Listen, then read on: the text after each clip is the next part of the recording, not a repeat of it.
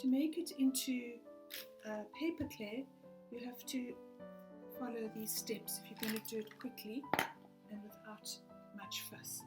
So you cut it into thin strips with a wire. They're about 1/2 centimeter thick.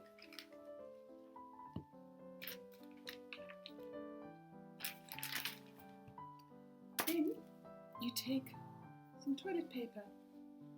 Now it actually works best for this method with single ply toilet paper, but I've only got double ply here from my stockpile in the COVID-19, but I'm going to separate it out into single ply, and it will mix better in with this clay. There is another way of making paper porcelain that's much more labor intensive, where you put it in your liquidizer and you make a slip and a slurry and you dry it out on plaster of Paris, but that's going to take too long.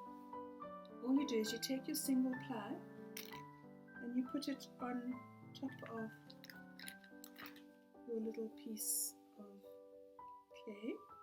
Put your next one on top and take another piece.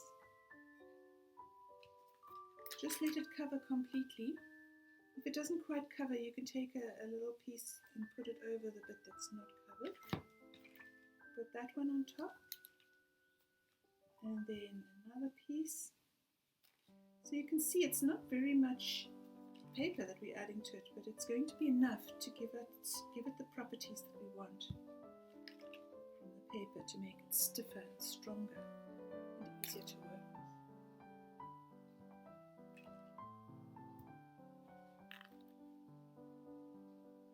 So I made my little sandwich. Maybe I'll put another one just on this side.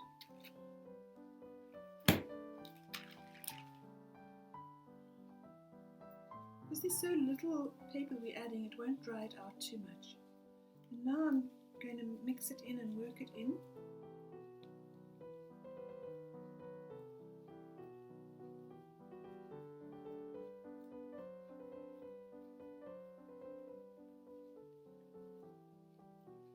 And then you need to wedge it properly